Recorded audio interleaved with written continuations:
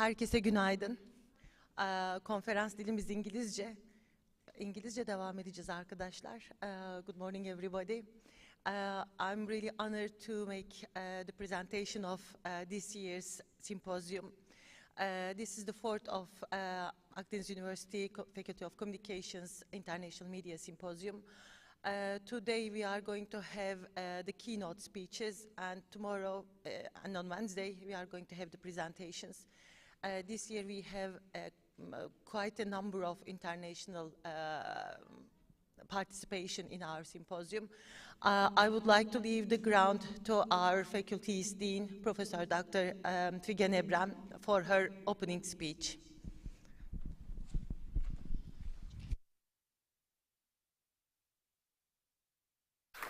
Teşekkür ederim.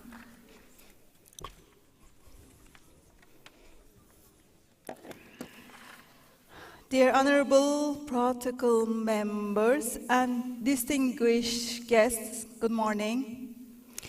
As the Vice Dean of Faculty, I will welcome to you all to the fourth International Media Studies Symposium, and would like to thank each and every one of you for your time. Today, we come together for the opening of symposium, which we have to organize virtually due to the COVID-19 pandemic. Indeed, we are happy to be able to organize this important scientific meeting after those extraordinary situations. As in the previous three symposiums, we aim to provide an international forum for scholars and practitioners from different disciplines related to field of communication to share their experiences and research interests. So far, Symposium hosts 5 notable keynote speakers from different countries who will give their keynote talk on different topics. Furthermore, there will be 8 different sessions with respected presenters from 14 countries, and they will share their research notes and theoretical discussions. I believe that Symposium will build a new path for all stakeholders of this symposium to bring forth significant advances in the communication research area in the digital age. We decided to organize this symposium last June, and since then, great endeavors have been put in by our committee, who have been working devotedly to make this symposium a success. Thus, I'd like to thank every one of them for their selfless efforts. And I am extremely grateful to our rectorate for their unwavering support. Finally, I'd like to acknowledge my gratitude to all the participants and to express my sincere hope of hosting the 5th Symposium face-to-face in Antalya, Turkey. Thank you.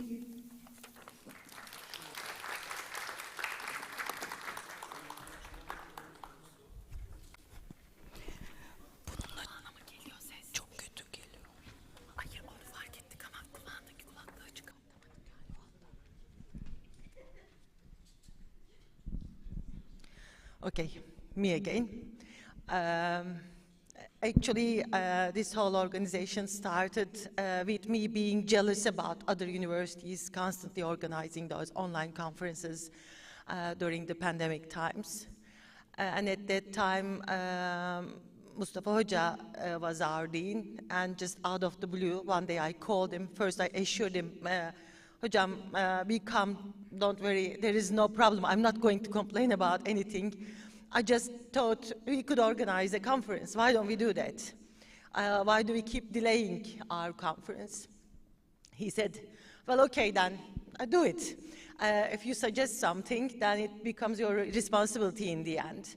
However, I was not able to involve in everything as much as I wanted to do to my health problems. So this whole thing came together with some real devoted work of our assistants, our technical team. Some of them our students know, but now that we are also broadcasting it, Mr. Erkan Ersal in the technical room, our research assistants, Ayşe, Hediye, Gülten, and some other experts in the faculty doing all the design work. They really devoted quite a lot of time to organize all this.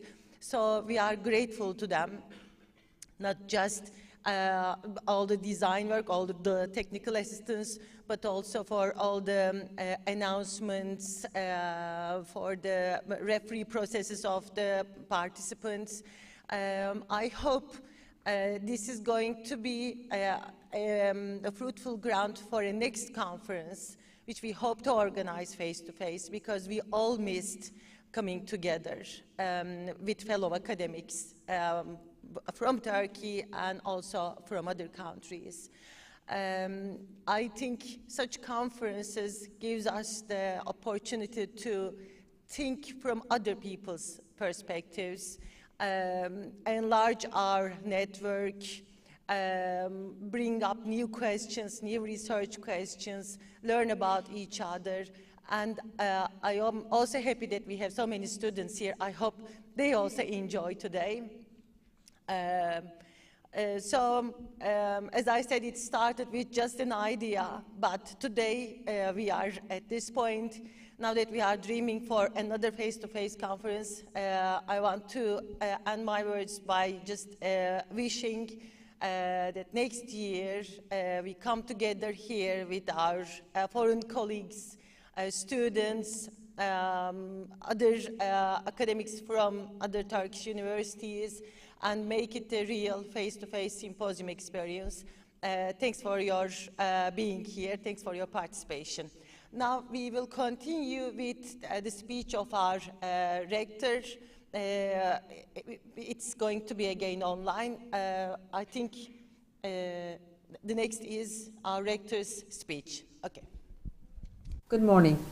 As the rector of Akdeniz University, I would like to thank to each and every one of you for being here with us. Today, I'm proud to make the opening of the 4th International Media Studies Symposium hosted by Akdeniz University of Faculty of Communication. The purpose of this symposium is to bring international researchers from diverse backgrounds to discuss recent changes in the practice of communication. Each one of us had to face the challenge of new forms and practices of communication in our personal and professional lives during the last 2 years. We were all compelled to upscale our digital communication abilities. This entailed new research and new ways of explaining our relation with digital communication technologies. Thus, I believe this year's symposium will not only answer some of these questions we all have in mind, but also provide a fresh ground to flourish new and fruitful questions. I want to express my gratitude to all the participants for this symposium. This year, we are hosting researchers from 14 countries and 24 universities. Last but not least, I would like to express my sincere appreciation to all the members of the Faculty of Communication who generously helped to make this event come together. Akdeniz University values and welcomes international scientific cooperation, and we hope to host the 5th International Media Studies Symposium face-to-face in our beautiful city of Antalya. Thank you.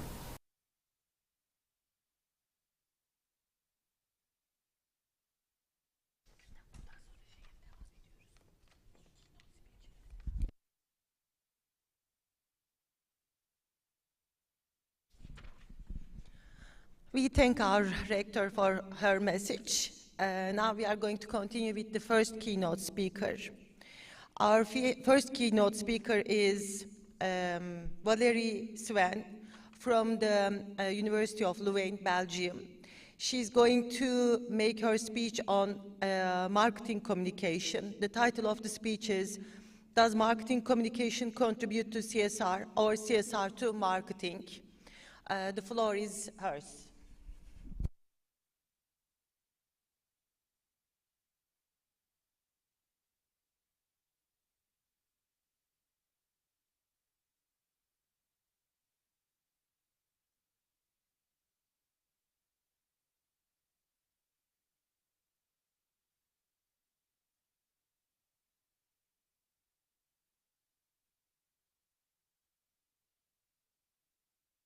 It's okay. Yeah. Thank you. You're welcome. Okay, thank you. Good morning, everyone, and welcome to this IMS Symposium.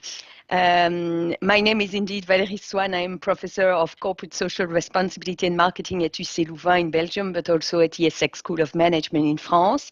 And it's really my pleasure to present you this keynote. I adapt a bit the title. As you can see, it becomes How Does Marketing Contribute to CSR and CSR to Marketing? So a lot of research are developed on the business case of CSR communication, on what and how to communicate to contribute to brand positioning, brand performance, and to establish good relationship with stakeholders. But I would like to begin this presentation by the other side of the story, by analyzing the contribution of marketing theories and tools to CSR. When I teach sustainable marketing and CSR communication, I begin my class by asking to students what words come to their mind when they think about marketing. And they react often with words like deceptive, manipulative, causes people to buy things they do not really need, encourages overconsumption, fostering greed and materialism.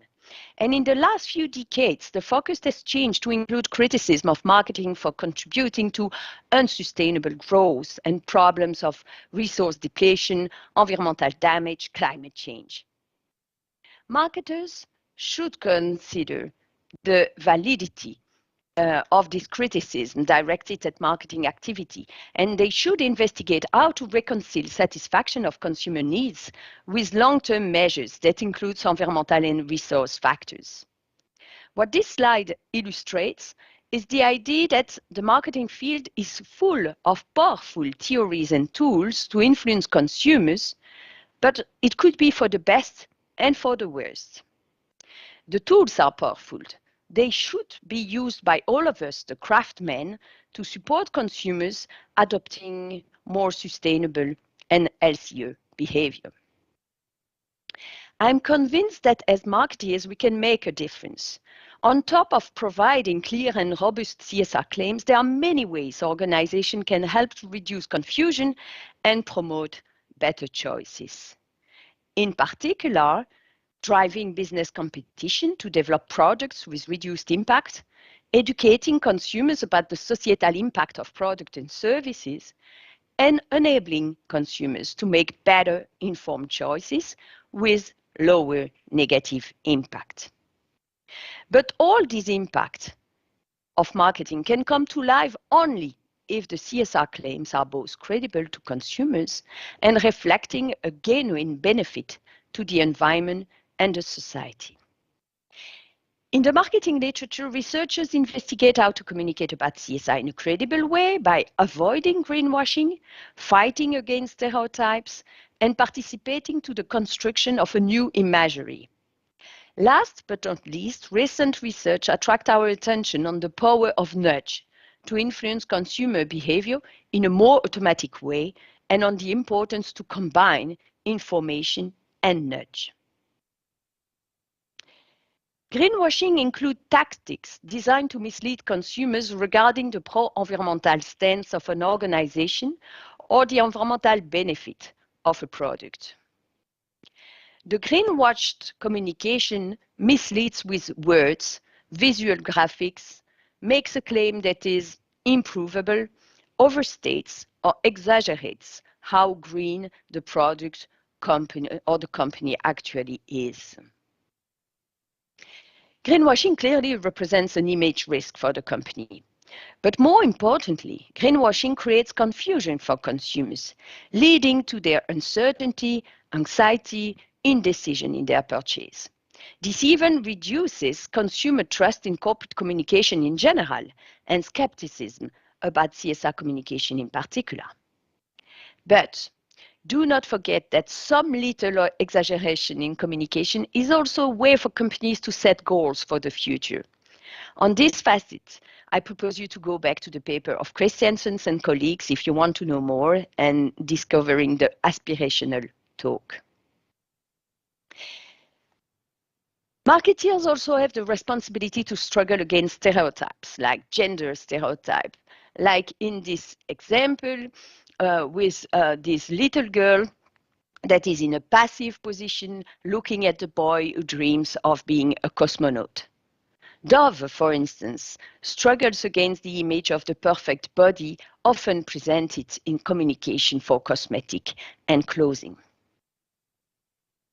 More importantly, I think, marketers have a responsibility to contribute to the development of a new imagery, to promote, for instance, soft mobility, to advocate the value of respect and sharing, to transmit other images than that of happiness via consumption.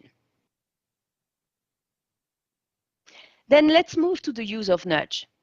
Most human behaviors are governed by mental processes which are automatic and which involve little rational thought. In this case, nudge can be particularly useful. We need a nudge when the relation between choice and outcome is ambiguous, when choices have a delayed effect, and when choices are difficult. This is typically the case in the CSR field. Much of the environmentally problematic features of consumption are invisible at the point of purchase. People make environmentally harmful choices because personal consequences favoring them are directly felt, whereas the harmful societal consequences are delayed. Rather than choosing between informing people and nudging them, these two tools should be combined. Let's examine, for instance, the study that has been done by Hollander and Togerson about the EU energy labelling scheme, using letters and colors and comparing the case A and B on my slides. And you can see there that they test how the fact to present exactly the same information in a different way with a different anchoring system strongly impact consumer decision, as you can see on the graph. A second example of nudge is when you use other people as a nudge. This well-known study by Goldstein and colleagues shows that compared to consumers confronted to a purely informational message about environmental protection, more people adopt the environmental behaviors expected when they have been said that some unknown others, 8 of 10 guests that were in the same room as they are in the past, that those people have adopted this behavior. So I'm convinced that different marketing theories and tools should be investigated further to support CSR actions and their effects on consumers. So let's move to the other side, the influence of CSR communication on marketing and in particular on brands. On this topic, I really recommend you to read the overview of the CSR communication field proposed by Werk, Golob, and Podnar in 2021 and published in Journal of Business Research, I think. During the 3 periods they analyzed, they identified a business case frame that dominates with research assessing under what condition CSR communication brings value to companies, enhance reputation, and achieve profit-related goals. More specifically, authors provide answers to these questions of what is being communicated, and how.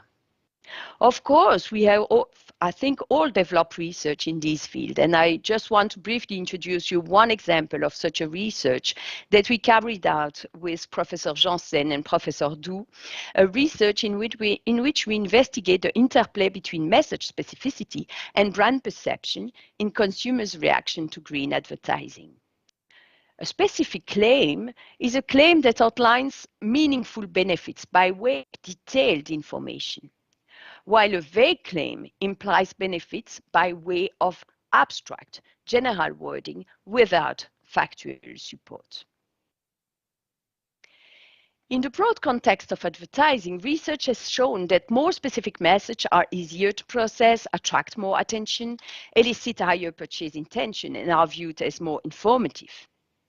But prior research in the context of CSR advertising and green advertising has provided equivocal results regarding the role of message specificity. Some studies document the benefits of a simple, general CSR message. Vague claims may be an effective way of uniting the different stakeholders' various interests, whereas other studies show that specific claims, specific messages are more effective. That's why we consider that brand competence and brand warmth perception, the two dimensions of brand image according to the brands as intentional agent framework, could be interesting to consider. These perceptions are relevant to how consumers process CSR messages. Kervin and colleagues propose that consumers assess brand competence as being the ability of the brand, its skills and effectiveness, and that they assess brand warmth as being brand good intentions, a brand acting with the public best interest in mind. In our model that I show there, we hypothesize that when brand competence is low, a specific green claim is inconsistent with the overall perceived low credibility of the signaler, and thus is less likely to generate positive reactions. Then we hypothesize a triple interaction between claim specificity, brand warmth, and brand competence, and I will explain this triple interaction based on the results in a few slides. So we developed two experimental design studies to test our hypothesis. So between subject design, where we manipulated the claim specificity, brand competence, and brand warmth in the second study, and we collect data via Qualtrics panel. So here are the main findings. As you can see on these slides showing the interaction between claim specificity and brand competence on brand attitude, you can see that there is no significant impact of claim specificity on brand attitude for high competent brands. But in the average competence case, however, we can see a significant deterioration of brand attitude in the specific claim condition as expected because of this incongruence or lack of fit between this specific claim and the level of competence of the brand. Then, when it comes to the triple interaction, as you can see, consumers are less skeptical toward a high warmth brand due to its reputation of being sincere and trustworthy. So when brand warmth is high, consumers consider the green message as credible regardless of the message specificity. In contrast, for a low warmth and average competent brands, claim specificity can backfire and lower consumers' attitudes, as you can see in these slides. Moreover, as you can see again, the claim specificity has a lower impact on brand attitude for an average competent brand compared to a high competent brand, replicating the first study results. So what does it show? Our research provides a more nuanced picture of the effect of claim specificity and shows that in some cases, specific claim can backfire and lead to greenwashing perception. Sorry. Managers need to pay careful attention to their general brand positioning in terms of brand warmth and brand competence when they communicate about CSR. This type of research on the effect of claim specificity is based on this business case idea, but more fundamentally is based on the idea that the corporate brand is delivered by the company to stakeholders, what we consider as being quite limited. So that's why I want to introduce you to a second paper that we developed with Professor Mahon and Professor Doruk, and that has been published last year in Journal of Business Research. In this paper, we consider corporate branding as a multi-party phenomenon in contrast to this more firm-driven perspective. So I will briefly introduce you to this paper that you can discover online. So again, this research is in the business case frame, but in the emerging constituent frame also. In this frame, we consider that communication contains performative power, which affects how companies and stakeholders make sense of CSR and then implement their understanding of CSR when engaging in their strategy development, policy making, consumers or workplace activities. We thus conceptualize the roles of various stakeholders in the CSR corporate brand development process and how they interactively interpret CSR signals, issues, and opportunities. So we propose this integrative framework that is made of 4 main stakeholder population for sake of simplicity. So we did consider managers, employees, customers, and external stakeholders. Managers and employees are primarily, but not exclusively, involved in the CSR identity creation loop, while customers and other stakeholders are principally involved in the CSR reputation creation cycle.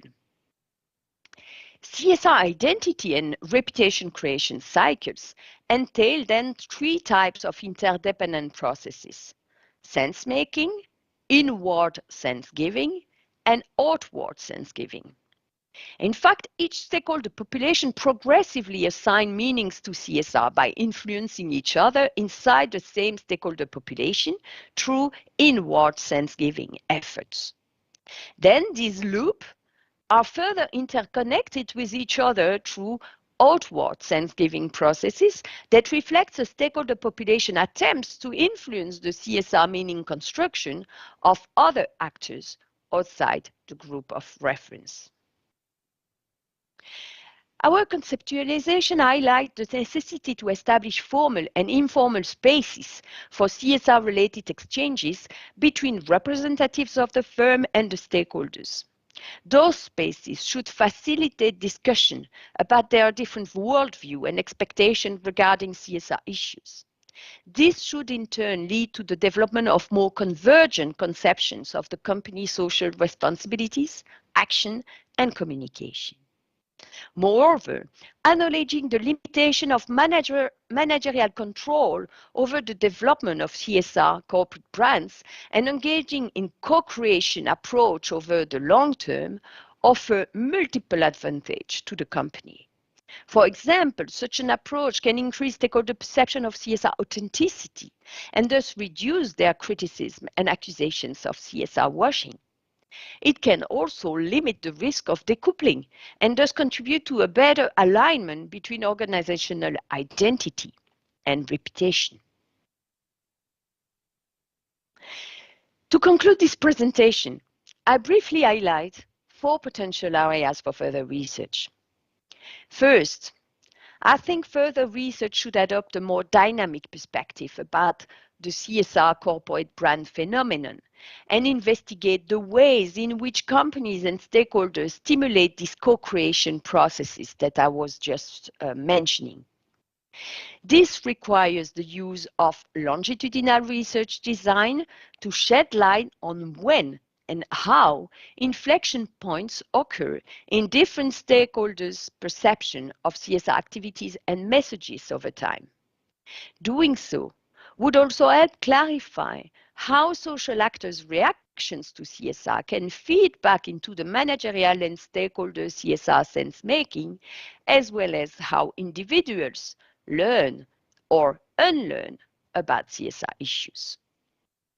Second, most research on CSR making have focused on managerial sense-making processes. Current knowledge of how employees, customers, and other external stakeholders gather, organize information related to CSR to develop their judgment about an organization remains very limited. Further research could thus investigate the source of information and the type of stimuli, mass media, corporate communications, certification labels, word of mouth, corporate events, that stakeholders use to make sense of CSR. Third, further research should focus on further investigating the types of strategy that different stakeholders use to influence the CSR meaning construction of others, and not only the communications of company to stakeholders. Finally, further research should analyze the forces that prevent digital media users from taking advantage of the full dialogical potential of such media. Indeed, digital media may encourage the rise of deliberative rather than instrumental approaches to communication. They hold a great potential for engaging stakeholders in CSR programs and communication. However, this is far from being the case today, where a lot of companies and stakeholders are still using digital media in a broadcasting manner. So I want to thank you for your attention.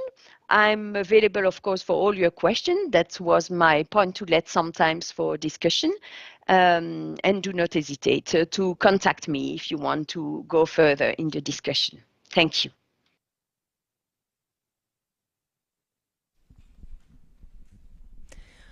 Thank you very much for your presentation.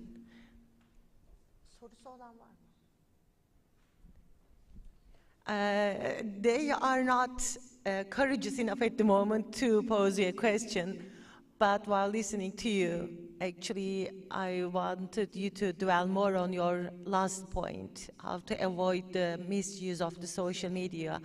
Actually, I couldn't be really clear what you have in mind.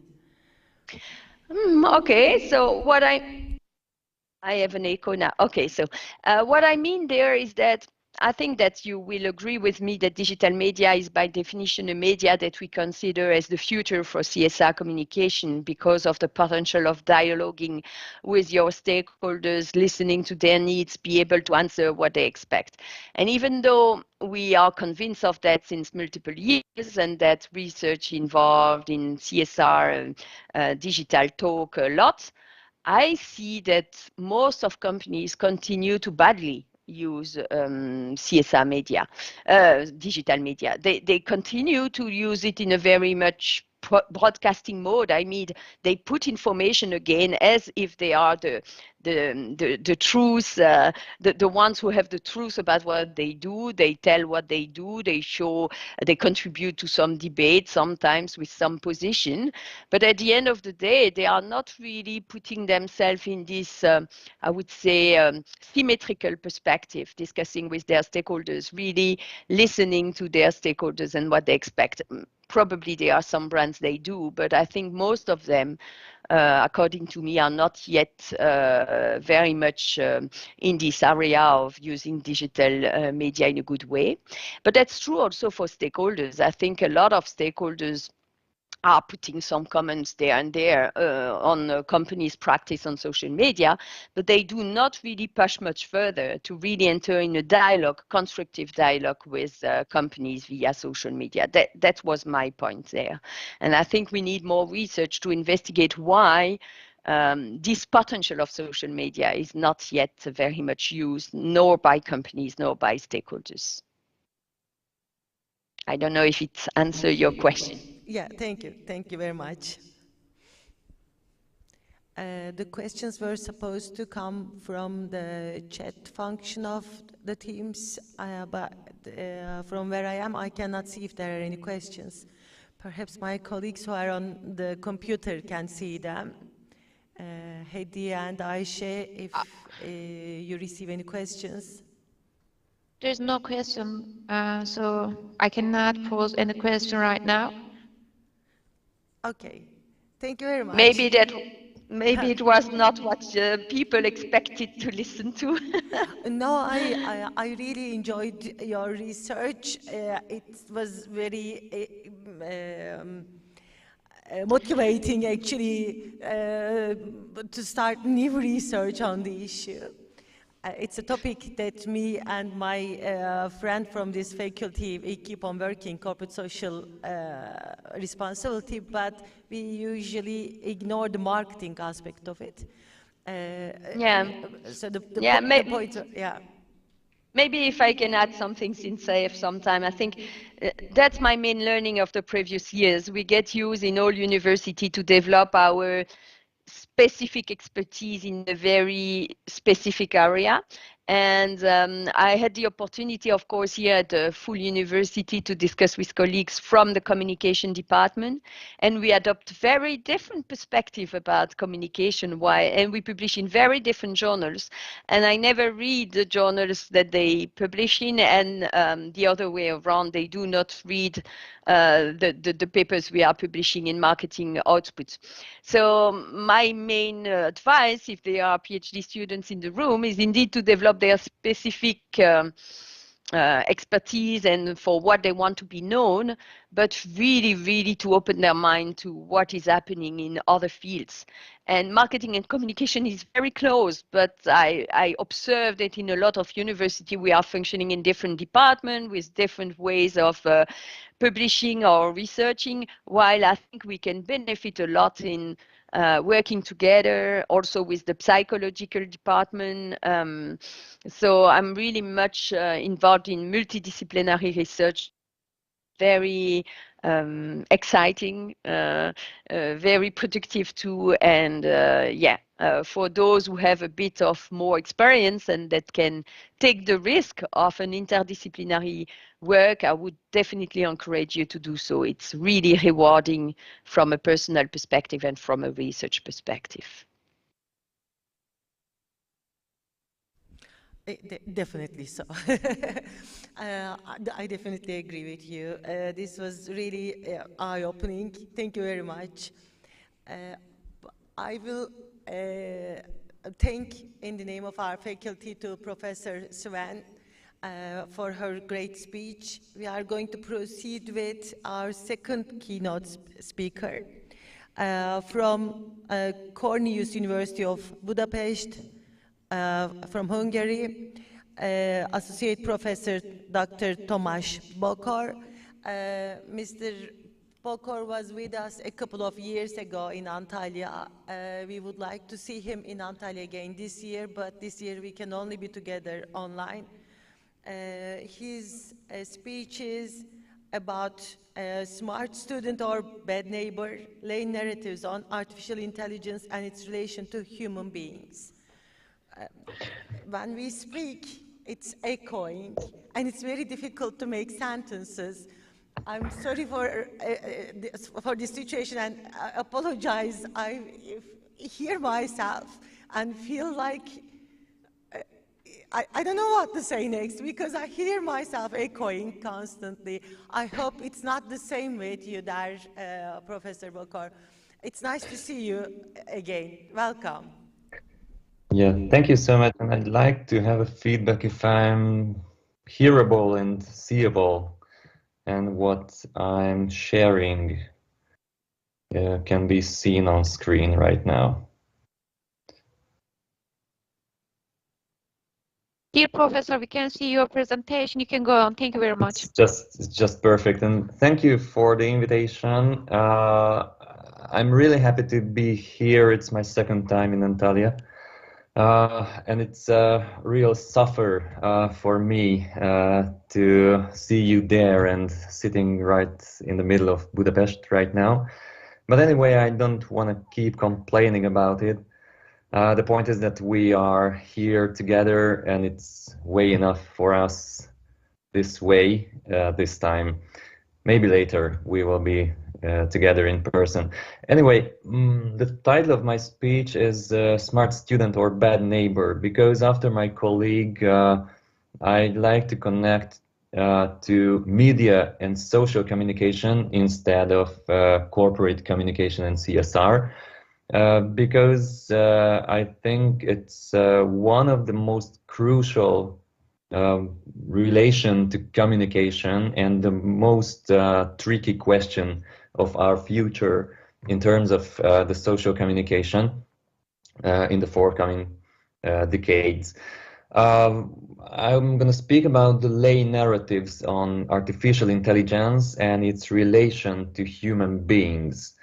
As an associate professor at Corvinus University of Budapest, I conducted or participated in more research groups during the recent years, during the recent 2 or 3 years, in order to map up what people think about artificial intelligence and other disruptive technologies concerning the social communication. Here's a short mind map of my presentation. We begin from the changes in the last 2 decades, and I will detail 3 epochs which formulated the last 2 or 3 decades of the internet, which relates to the attitudes to artificial intelligence. There are new nodes, there are tendencies or trends, so to say, in terms of the digital network media and the increasingly symmetricity or the symmetrical communication in human-computer interactions or connections. And afterwards, I'm going to detail the researches we conducted in 3 different directions during the recent years. And my conclusion is going to be what I'd like to begin with at the same time, that a new kind of reconciliation in human-computer interactions are needed now. Because we have these new forms of communication, there's no more, not only or not exclusively human-to-human communication supported with computers, but computers became new agents, new individual agents of communication. So that's why we have to increase our literacy skills, digital literacy, I mean, and that's how we can formulate a new approach to these technologies as individual agents. So let's start decades ago. More than 20 years ago, Manuel Castells published his book named The Internet Galaxy, which gave reflections on the internet, the business and society. We learned from this book that the Gutenberg galaxy, which is more than 500 years old, transforms and improves constantly due to the improvement of internet itself. Then again, well, more than 20 years ago, Lev Manovich published another book, The Language of New Media, which taught us that the human-computer interface creates a new form or a bunch of new forms of communication. It means that Lev Manovich created this notion HCI, human-computer interface, which suggests that we have this special relation to computers. These are not only tools, but the individual agency, which I mentioned before, came up with the computers, with the development of computers and computer-based communication between human and human. And then a third thing which is worth mentioning from the last 2 decades is that the scientific fictionary films or kinds of these things try to talk or teach us that the real jeopardy to civilization is somewhere outside the Earth. So it's an extraterrestrial jeopardy. But after 9/11, after the terrorist attacks, after hacking several computer systems, we learned that the new jeopardy to civilization can be found on the planet Earth and not outside somewhere in the space. So we have some problems, some issues to solve at the same time with the computer interactions. What are the epochs of human-computer interface or interaction? Well, 30 years ago, it began with the establishment and the amazement kind of epoch when we created the World Wide Web and we tried to map up what the potential is in the World Wide Web. 20 years ago, the cooperation and the main challenge, so 20 years ago, the learning and the improvement phase of this human-computer interaction began. We tried to learn to exploit the potential of the internet itself. And then about 10 years ago, a real cooperation by the proliferation of social media began. It formulated like a challenge for the future. Here is the point where we stand currently. The biggest challenges, I mean, deep fake news, the online terrorism and stuff are emerging, and we face these issues constantly. So that's why a new reconciliation is needed now. It's a bit abstract, but I try to enlighten what I'm thinking about. So what's the state of the art? What are the new nodes in human-computer interaction? Firstly, digital network media gets literally closer to us. This was written by Laszlo Ropoi, a Hungarian internet philosophist, who wrote that the widespread use of the internet testifies to a changed culture, a changed human nature, and social and personal relationships. As a result of all this, the use of the internet expresses and promotes the emergence of a new form of human existence, which is called network existence. So it's not only the computer world which is changing, it's us who are changing, we humans. The way of thinking as a human, the cooperation between humans and between humans and computers. So it's a constant transformation of the human ways of thinking. Secondly, the communication based on the human-computer interface is increasingly symmetrical rather than asymmetrical. The human-machine dialogue, like human-human dialogues, is interpenetrational relationship. It means that it's not only the human who controls the computer, it's not only we who formulate the messages and who steer the dialogue between the human and the computer. These are, I mean, the technical agents are individual agents. For example, the supporting algorithms, what the Facebook lays on, so how it works, what the Facebook offers as new content. These are brand new kinds of dialogues, and thus the computer can influence the way of the human thinking. It focuses our attention. It influences our choices. It influences our attitudes, indeed. So that's what we learned from Niklas Luhmann, a German sociologist. As you can see, it was written more than 13 years ago, but it's valid today as well. Thirdly, robotics, automation, and the artificial intelligence, which is abbreviated as AI, makes digital technologies as an autonomous agent. As Zizi Papakarisi, a German media researcher who lives in the USA, wrote, the action radius of the individual users in terms of the self-presentation and the social cultural organization is tightly controlled by each site's architecture.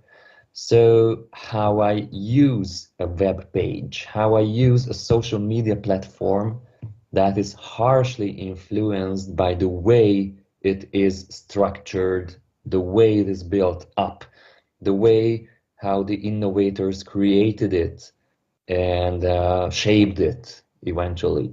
That's by platforms, interface, and protocols. Networks are both infrastructural and, this is the most important part, social organizations. These are systems of technologies and systems of people. Dear colleagues, it's made up of ties and nodes that render conduits for connectivity. So if we use computers, it's not only a technical thing anymore. it's a social act. We are actors, and the algorithms and the automated kinds of devices are also autonomous agents.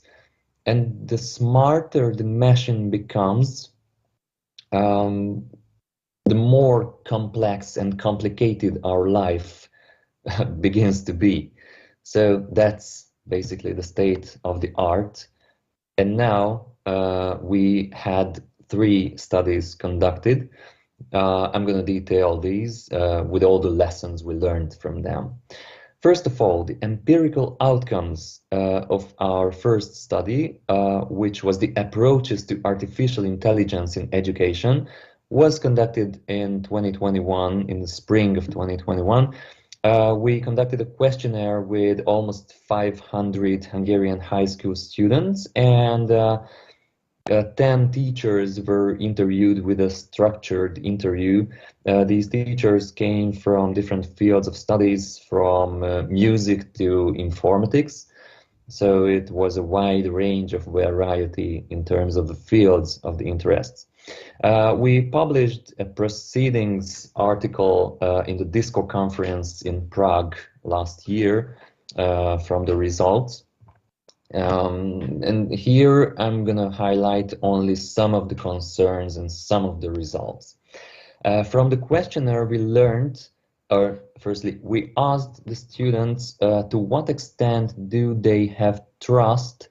Would they turn to artificial intelligence in case of having administrative issues during the school time? For example, if they have to validate their student ID and they have to get a sticker on it, would they involve artificial intelligence or this kind of administrative help if it would be available for them? And we measured the answers in a 1 to 7 scale, Likert scale, 1 to 7 scores, where 7 was the highest agreement or the highest acceptance of the involving of artificial intelligence, and 1 score represented the denial to this solution. So if they have a negative attitude towards the help of AI. And as you can see, in terms of the administrative help, they are acceptive in most cases. There is a vast majority of the respondents who reported that they trust AI if they need some administrative help during the school time.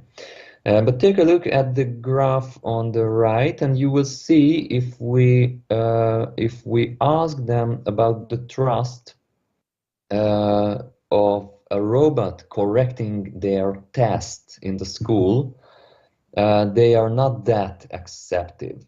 It's interesting because it's a bit contradictional.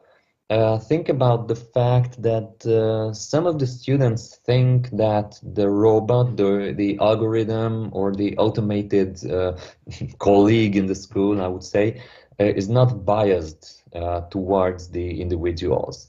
So it's a more bias-free solution if the test is corrected by a robot or an algorithm. But some of the students really dislikes this solution. As you can see, the scores from 1 to 3 are more represented in case of this question than the latter one I mentioned just before. So there are minor differences concerning the fields where AI can help students in the learning or the school time processes. Another thing, to what extent do you agree with the statement AI can give more correct evaluation than a human teacher? Well, in case of this question, you will see a big disagreement. So AI cannot give more correct evaluation than a teacher, reported the majority of the respondents, and there was only a minority who agreed with this statement. It's an even more important and interesting thing that if we change the statement to "I could trust an AI application for educational purposes better than a teacher," we pedagogical experts and teachers and instructors have a real reason to be happy. Dear colleagues, students reported that they trust us, human teachers, far more than an AI application, as you can see. So there's a denial towards AI for direct educational purposes. And I'm going to show you a third screen of results, which is about the foreign language class and the math class. To what extent can you imagine that the foreign language class, for example, an English class, is held by an algorithm? Or to what extent can you imagine that the math class is held by an algorithm? There is a slight difference between the attitudes. I mean, if you take a look at the two graphs or the two diagrams, you will learn that in case of these humanistic thing, like a foreign language class, they don't really like that much if a robot or an algorithm keeps it. Okay, it's an imaginary thing because in Hungary we don't have any widespread applications or particular examples for that. So it's an idealistic and a theoretical question, but we didn't try to measure the actual opinions, but only the attitudes for the future. The attitudes of the students. So math class is held by an algorithm. It's more okay for them, but as you can see, the majority of the respondents are in the lower class of the scores. So they stand for teachers, real teachers, instead of robots and algorithms.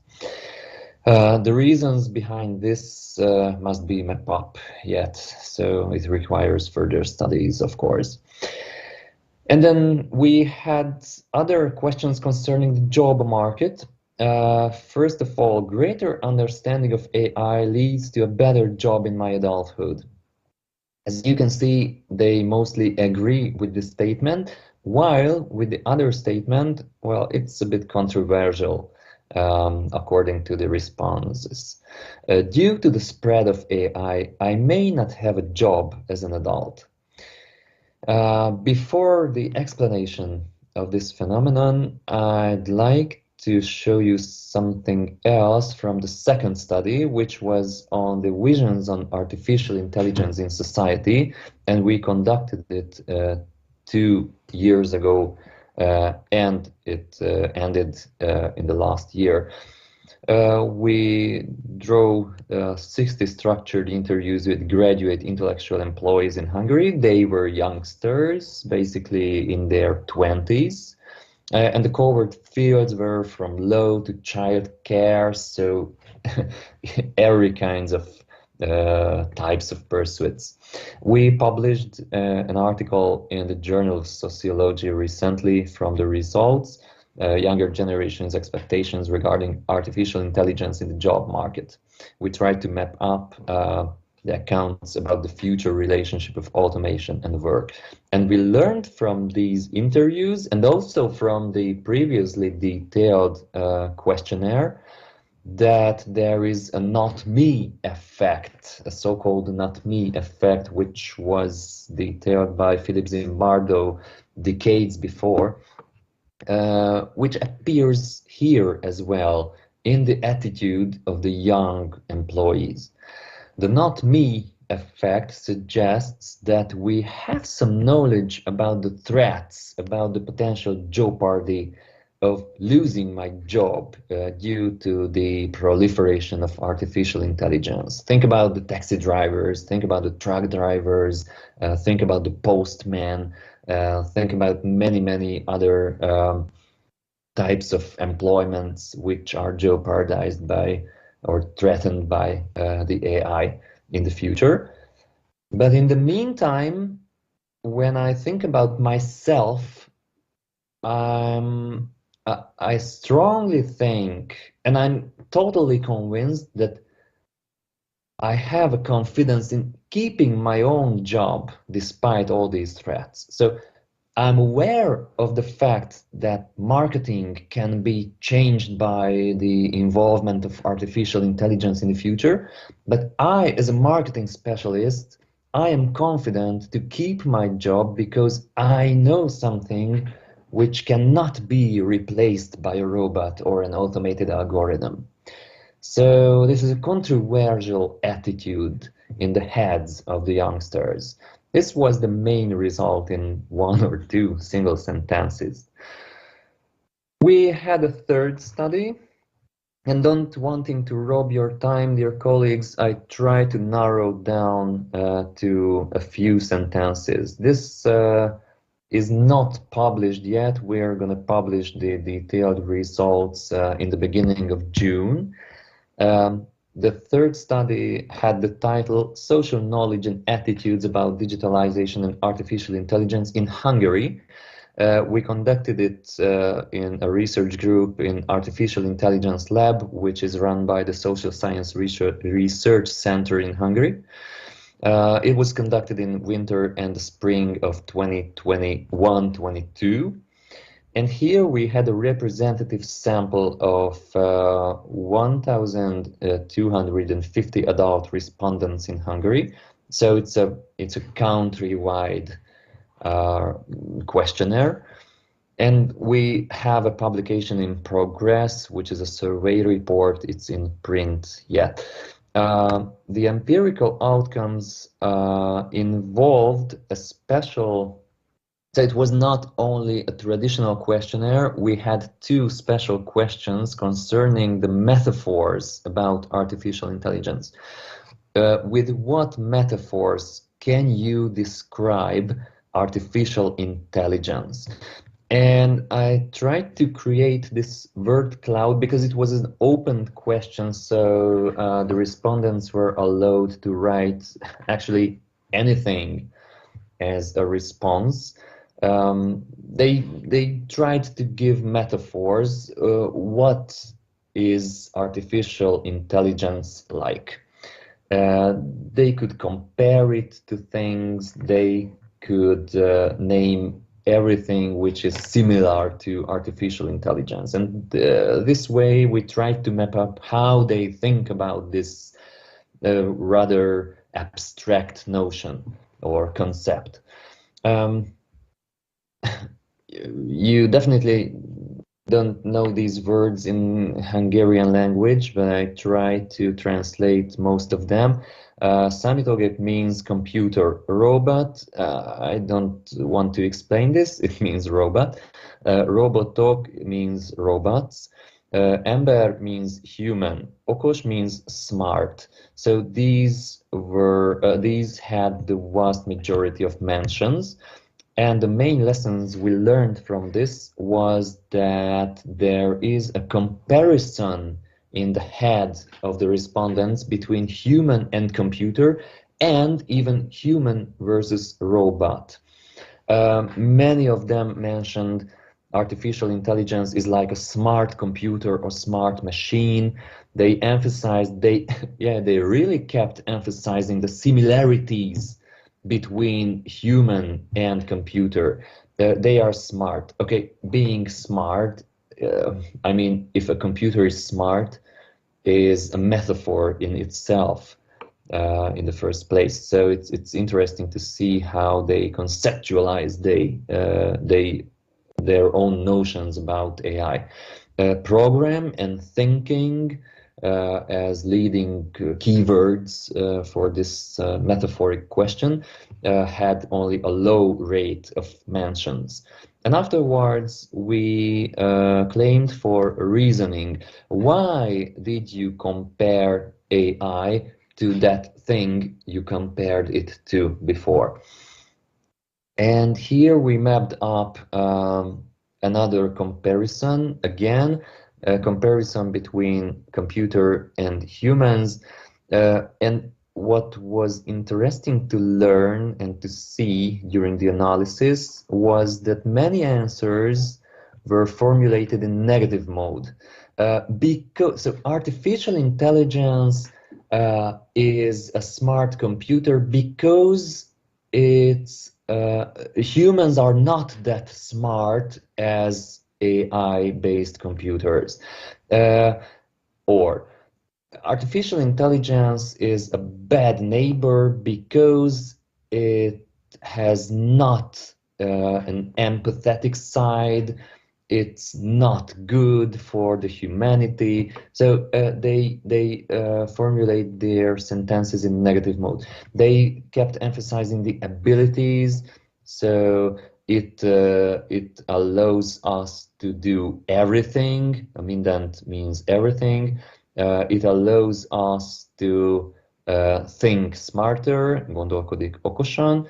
This is what this means, and the abilities are formulated in the words maybe or may, lehet, improvement, fejlődik, jövő, future.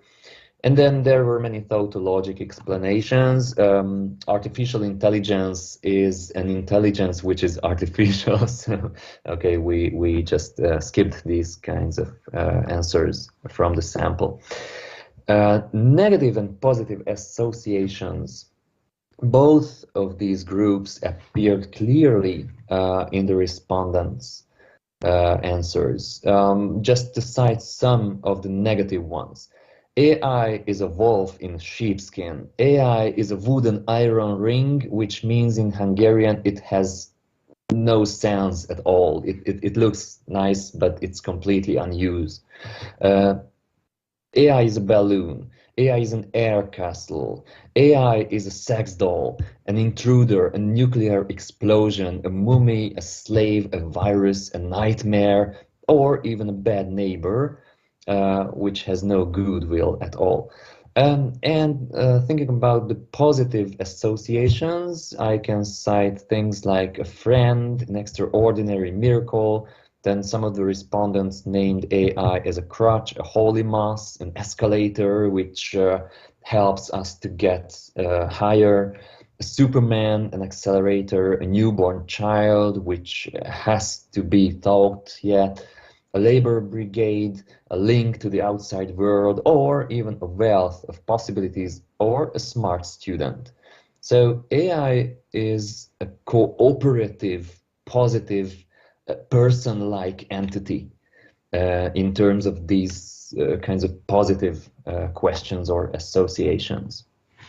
And as for the conclusion, because I don't want to rob your time and I have only 5 minutes left, and the questions and answers must be included as well, I would summarize this in 3 single sentences. Firstly, we learned that the trust in human-AI interaction is kind of paradox. In some areas, people have the trust towards AI, but reportedly from, especially from the first study, they don't think that AI can approach the emotional or empathetic potential of human beings.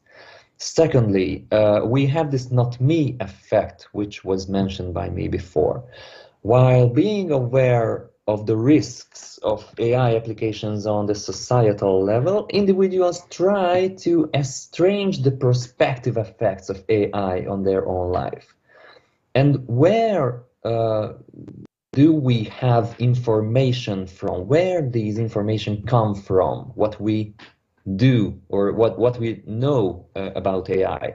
The attitudes seem to be influenced by network media agents, so scientific films and the selective news coverage. All these news display the human-like robots, the artificial intelligence in big companies, the quantum jump, or other things with great news value. But it's not the reality in total, because in our smartphones there are a bunch of weak AI-based applications, and we use them every single day. But despite this, we are not aware of this. So that's what I'm speaking about. We have to be more aware of the fact that AI is around us currently, and it's even more and more around us, or getting literally closer to us in forms of smart watches, VR glasses, and things like that. So we need the new reconciliation by increasing our awareness and digital literacy. That's all what I wanted to cite here. And here's my contact. Feel free to write me anytime. I'm a quick emailer and my respondence time is quite short. Thank you for the attention. I'm waiting for your questions now. Thank you very much for your speech. Our dean wants to pose a question. And thank you for your speech. I'd like to ask you, what is our chance to survive in this world? So the computers or the robots are the new owners. So what are your opinions about this? Sorry, I think I lost the connection for a few seconds, so we should repeat the question maybe. Yes. So far, the robots and computers are the new owners of the world. Can we say that? It depends on the innovators, it depends on the developers of these kinds of technologies. You know, I personally don't believe in, the super intelligence, which was written by Nick Bostrom, who suggests that at one point the computers will be smarter than us and more, and they will be with more complex abilities than we can figure out. So I don't really believe that this is going to happen in some decades. But later on, they will get smarter, but not smarter than us, because they are not empathetic enough. They are not smart in human ways, in terms of the human thinking. So I don't really believe it. We can see some videos about Sofia, who got the citizenship in Dubai, maybe, who is a humanoid robot. We can speak about the robots of Boston Dynamics, who are frightening because they look like a robot dog and stuff, but these are rather marketing-like or marketing-related displayed things of the developers. But in reality, we are not that jeopardized by the robots, as it's depicted in sci-fi. So that's good to hear about that. You bet, So you bet. yeah, we have chance to survive in this world. Absolutely. Okay, that's For good. several decades we have. But they already have our senses. They are sensitive in some way. That was a crucial part of our first study with the high school students, that they don't feel that algorithms and robots can be empathetic enough ever, comparing to human teachers and instructors. So they have good abilities in particular fields, but in general, they are not totally ideal partners for human beings. As I can see, we have a second question in the chat. What's my personal view on AI in university? Would you explain it in terms of not me perspective? Okay. We have many graduates from year to year. Most of them are completely aware of the fact that the area which they will work in will be more or less covered or helped by artificial intelligence in the forthcoming years. But in the meantime, they try to keep up the flexibility of thinking, the flexibility of lifelong learning in order to keep their jobs. Because it's often said that even if I'm going to be replaced by a robot, there will be new perspectives for humans, new kinds of jobs, new kinds of areas where we can work. And so the biggest value, the greatest value is the flexibility to learn something new, and thus being able to replace ourselves and go to a new job. That's the point at the university, is what I can see now.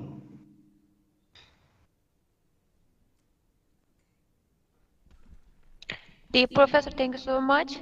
We have also another question from Hannah Gravel, and it's related to the other question. Can you see it on the screen?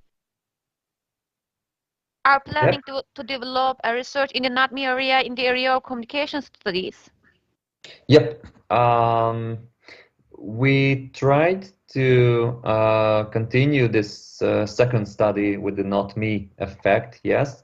We are waiting for the result of the new application. So I really hope we will continue it and we will be able to be financed and to publish new results, yes.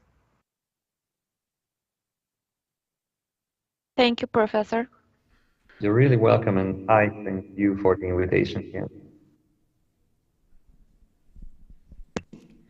Thank you very much. We should proceed with our last speaker of the morning. Now we are going to have Professor Dr. Michael Pryor from South Korea, University of Halim. He's going to make his speech on social media and representation, and I'm really looking forward to it because social media is a field where people attempt to rebuild themselves. And I would like to hear what he's going to say about this. Floor is yours, Professor.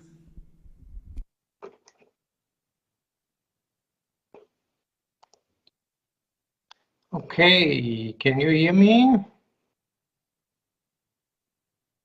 Yeah, we can hear you. You can go on, dear Professor. Okay, perfect. Okay, thank you so much for attending this keynote speech on social media and representation. In contrast to the two previous speakers, I don't particularly highlight any of my previous research. I did actually a lot of research on representation in the media, mostly on mass media, and in this keynote speech today, I kind of try to bring some of the thoughts from the mass media to the social media and try to kind of compare what's the differences between the two. I would also like to thank Akdeniz University for inviting me to this conference today. So at the beginning, let's look at the outline of the presentation. I will first start speaking about social media today, which will provide some data on social media. After that, I will speak short about what is representation, then about old media versus new media, and then how far this relates to my question of media representations. And then I will speak about two types of representations. One is representation of celebrities and influencers, and then about representations of non-celebrities. This is followed by a part speaking about effects of social media representations and if they're existing. And finally, I will give a short conclusion and an outlook of possible future research you might be interested in. Okay, let's start with social media today. So what you can see here is an overview from 2010 and the forecast till 2024. And what you see is that from 2010 to 2022, basically there was a nearly fourfold increase of social media users which is certainly connected with the fact that many of the social media just started around that time, basically. The most popular social media at the moment in terms of active users are Facebook, YouTube, WhatsApp, Instagram, and then also some others, but there are many actually, particularly Chinese social media. These are the top 10, but after top 10, it's nearly only Chinese social media actually, which are nearly not used outside of China. Our recent data shows that users are on average approximately 2.5 hours per day on social media, which is a substantial amount. In line with social cognitive theory, one can argue that media users might learn something directly or indirectly during that time. Before, however, analyzing what representations users encounter on social media, let's speak a bit about representation. So what is representation? I understand that many of the attendees are in the field of media and communication studies, so I'm sure most of you are familiar with it. And I start with a quote by Stuart Hall, and he wrote, "Representation is the process by which members of a culture use language, broadly defined as any system which deploys signs, any signifying system to produce meaning." And thus this presentation will analyze what meanings are produced on social media. On the next slide, I have a longer definition by myself from the Sage International Encyclopedia of Mass Media and Society. And I wrote the following here. A representation is the construction of aspects of reality, for example, people, places, events in a medium, and can take various forms such as speech, writing, images, and moving pictures. Representations always involve a construction or version of reality rather than reality itself.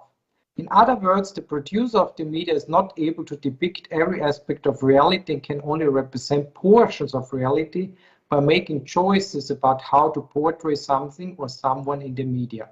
And thus, our information is also restricted and might be distorted. We must also keep these choices and potential distortions in mind when thinking about representations on social media later on. So what's the kind of difference and changes between old versus new media? There's certainly many characteristics, but I just picked out some characteristics that are important in the context of representation. So old media is mostly said to be passive, new media active. That means no real interaction in the case of old media, while it's interactive, you can answer back in the case of new media. There's also a division between producers and consumers in the case of old media, while there's a collapse of the division between consumers and producers.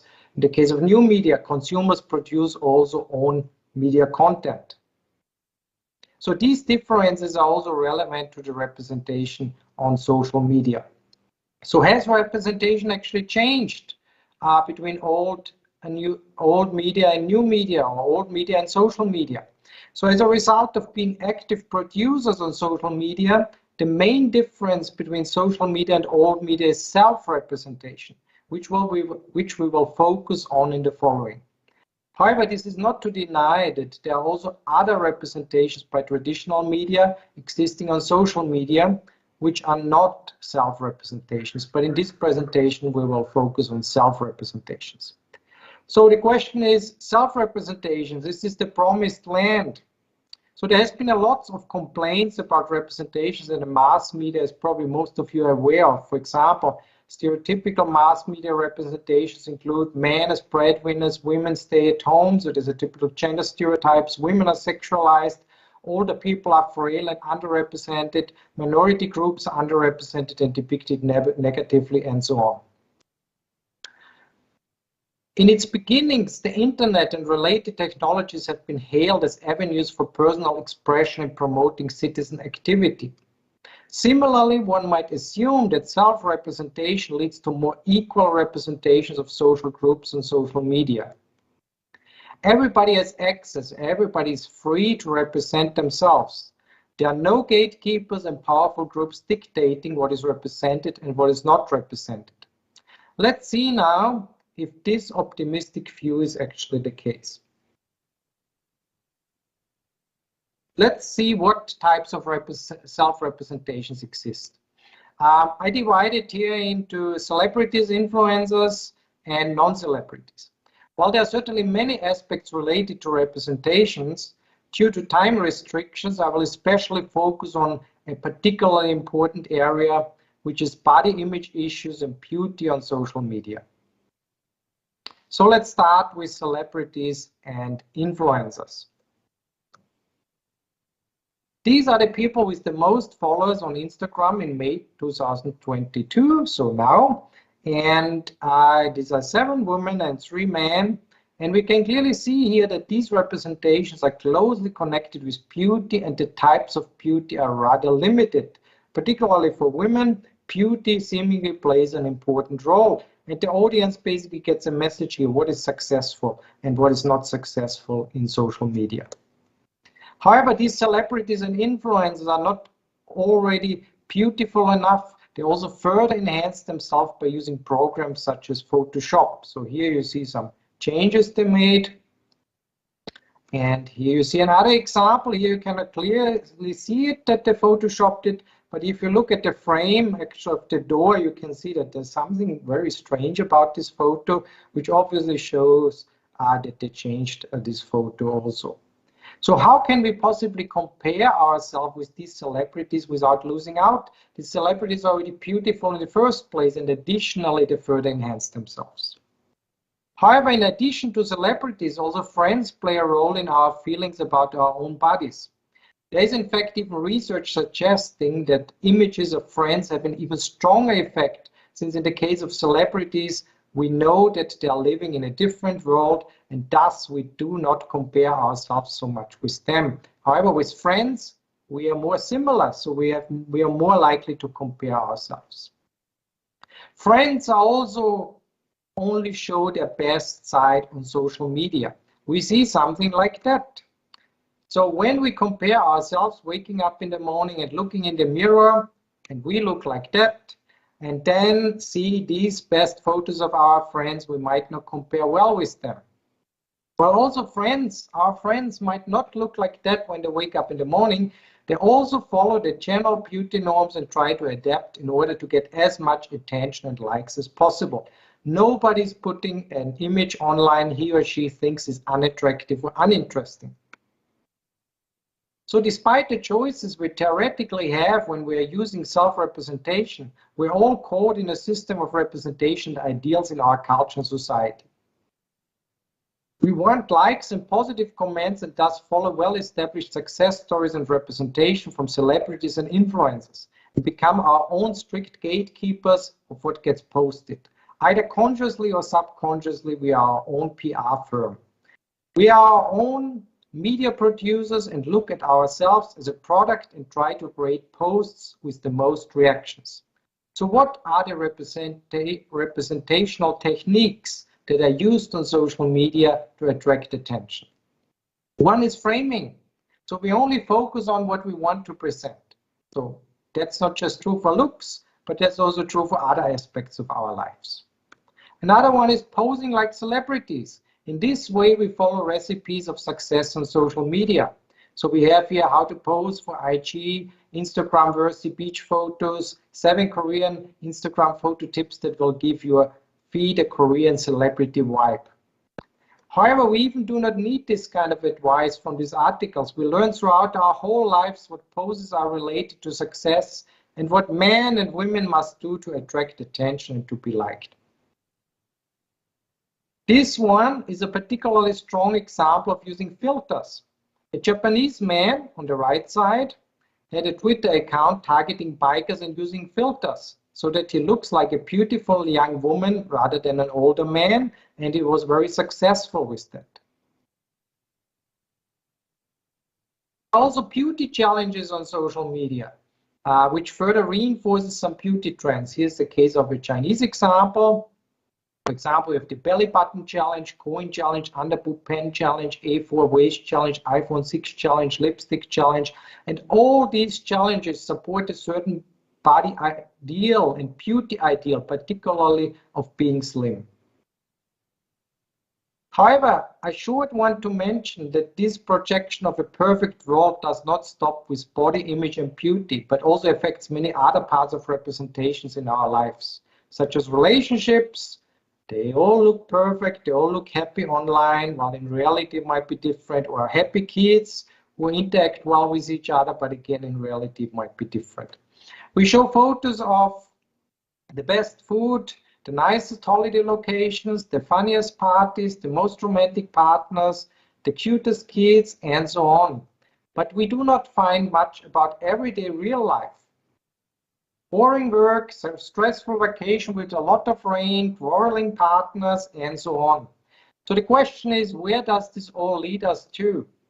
Our own reality cannot compete with these selections of the best and most exciting moments of other people's lives, and we might become unhappy about our own lives. So let's speak now about effects, possible effects of social media representations. There's only been more research on effects of social media in the case of body image perceptions during the last around 5 years. When I wrote an article in 2014 on the topic, there have been nearly no studies yet. So it was quite difficult to write a review article at that time. But in the meanwhile, there are already quite a lot of studies and we know a lot about this topic. So one effect, possible effect, is internalization. Based on social cognitive theory, we learn from the media. This leads to the internalization of beauty ideals and other distorted realities. People take beauty ideals from social media as the standard and norm and try to follow these. And the same might be true also for other distorted realities on social media. And subsequently, we compare these internalized ideals with our own lives. And that brings me to social comparison theory, which states that individuals have a natural drive to compare themselves with others for self-evaluation purposes. Such comparisons with beautiful images on social media from celebrities, influencers, and friends lead to body dissatisfaction, because the beauty ideal on social media is unattainable for the majority of people. Research has shown that social comparison on social media leads to negative body esteem, for example. And beyond body image issues, it might lead to dissatisfaction with our lives, partners, kids, jobs, and so on. The next one is objectification. In order to compare ourselves with others, we also observe and thus objectify ourselves. Based on these observations and comparisons, we treat ourselves like an object, self-objectification, and mold ourselves into the best possible product for social media likes and reactions. In addition, due to the strong emphasis on beauty and its internalization, we also treat others as objects and bodies. And last but not least, I want to speak about another effect, possible addiction and depression. Some scholars argue that posting and reactions are becoming an addiction. So we have here social media, and we post something, we wait anxiously for a reaction, and finally, hopefully, we get some likes and some comments, and that brings out so-called dopamine, and we feel happy and we feel pleasure about it, and that's why we continue doing it, and it's very hard basically to get away from it. So that's how this all works. But what happens when there are not enough likes or responses, which also happens quite often? So this might lead to depression, stress, and anxiety, as some research has shown. There has been actually a strong increase of female adolescents suffering with depression in the United States. You can see here, there's a strong line up around after 2010. You might say around that time also social media started in a stronger way. Maybe there's a connection. And there's actually research that looked into that. And here you see the more time people spend on screens, the more depressed they become, at least in the case of females. In the case of males, it's not the case, not that clear pattern. The same also here, we have no clear pattern for males, but more for females. And there is definitely more pressure in social media as well as in society overall. So some kind of conclusion about the effects. Earlier studies on the effects of social media on body image found a correlation between general social media use and body dissatisfaction and related outcomes. However, newer studies differentiating between social media found only correlations when users engaged in appearance-oriented social media use, so not so much text, for example. Appearance-oriented social media is associated with body dissatisfaction-related outcomes, such as thin ideal internalizations, weight dissatisfaction, drive for thinness, self-objectification, and eating disorders. Thus, some social media, for example Instagram, might lead to more problematic outcomes than others. So let's give in the end a very brief conclusion and also some suggestions for possible future research in case you're interested in this area. Self-representation seemed an opportunity for more equal and diverse representations on social media. Everybody can represent themselves on social media, which leads to some form of inclusion of minority groups. For example, people with disabilities or older people can find a platform on social media. In addition, activists, for example, body positive movement, can have a voice. Thus, everybody can find like-minded people on social media. So this is certainly something positive about social media. However, at the same time, hate speech and negative representations circulate unfiltered on social media, targeting minority groups, for example. Overall, I would argue there have not been big representational changes between social media and traditional media. Despite our choices with self-representations often follow traditional, successful representation from mass media, including stereotyping and self-objectification. For example, women are also strongly self-objectifying and sexualizing themselves on social media. Beauty and sex sells and brings a lot of likes and comments. We construct images of ourselves which we regard as most successful to attract attention, likes, and reactions. We post what seems most exciting and interesting. Every means seems justifiable for the ultimate goal. Thus, also self-representations are often highly distorted. We saw there are only very small frames we actually show of our lives. In the end, very short, a few suggestions for future research, particularly related to body image, if you're interested in that area.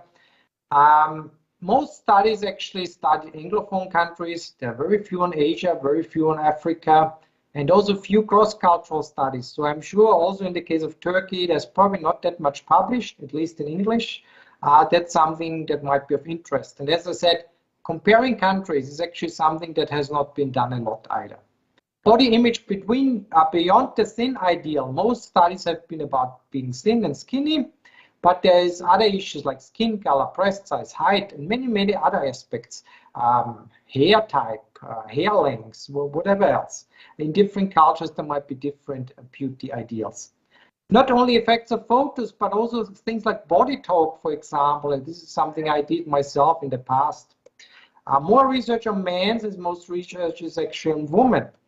Age groups other than adolescents. Most research has been on adolescents, very little on pre-adolescents, but also middle-aged or older people, women as well as men.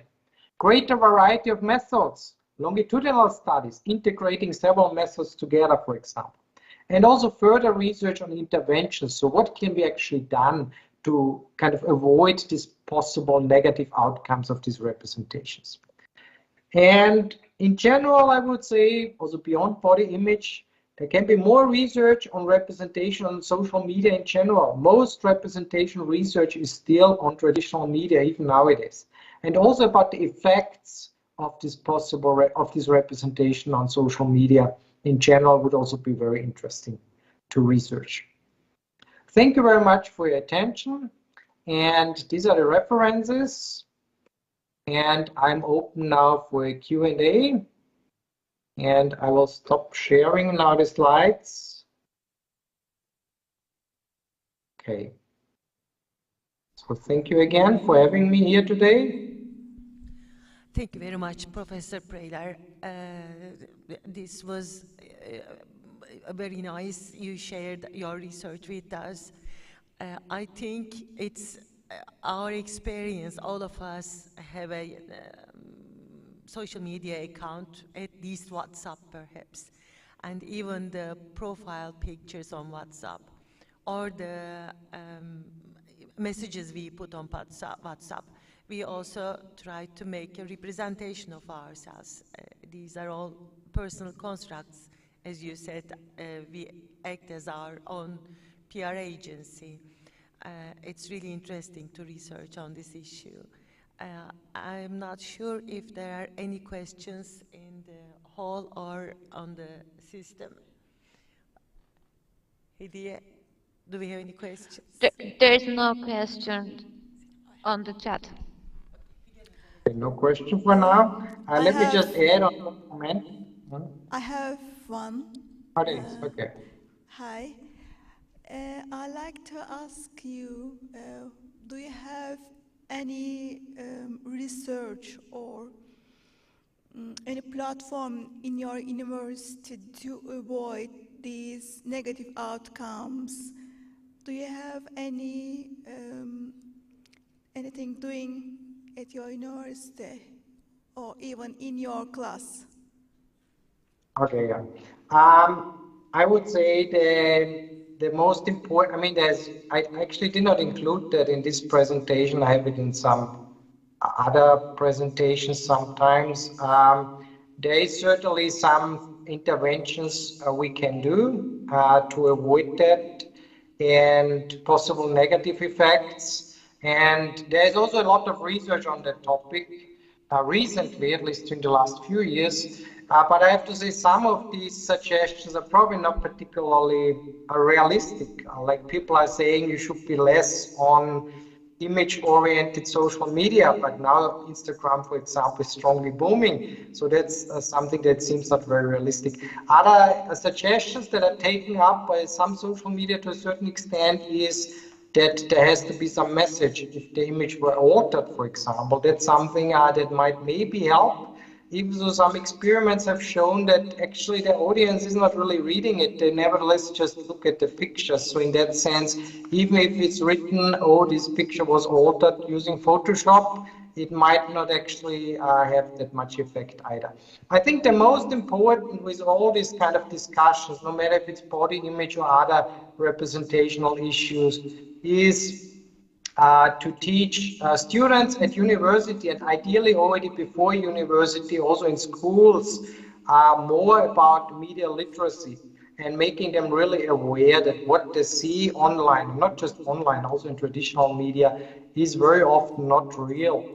And I think that's also what we partly do here at the university, in some classes at least. I think if students are more aware of the situation, they are shown many examples basically of how things are changed, they will be more critical media users, and as a result will be less likely so strongly influenced basically by this media. But as I said, ideally it's already a bit late to do this with students. Ideally you already do this at the school level. And there are some countries that have some programs doing this, but unfortunately there's still much to do in most countries around the world, even though it's slowly changing these days. But considering that social media is everywhere now and we're all using it, especially young people, nearly 24 hours somehow, I think there should be certainly more done to make people more aware what is really going on and not taking everything at face value, basically what you see online.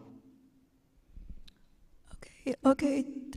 Do you think the groups of those people from archaeology, psychology, sociology, and communication, maybe from other fields, can come together and make some research on this topic? Do you have any intention on that? And do you think what can be the first step for that? Okay, I don't recount now all areas you said, but I think generally social media in general, I think that's an area that is relevant to many disciplines nowadays. So I kind of follow up to one of the previous speakers and really encourage everybody, and I personally do that actually, don't only read within your narrow own academic discipline, but there is very much relevant related research in some neighbor disciplines. Like much of this research I presented now is actually coming out of psychology. or social psychology originally, and basically what they are doing is very much the same or similar what we are doing in communication studies. So there is maybe a slightly different perspective, and there are sociologists who do very similar work. So in many different areas, people are nowadays certainly dealing with social media and also possible effects of social media, because it's kind of everywhere. So no matter if it's the humanities or social sciences, I think all these areas are kind of dealing with this topic, and I think it's important to have different perspectives, and certainly maybe also set up some collaborative research projects to get different ideas and perspectives from different academic areas. Thank you.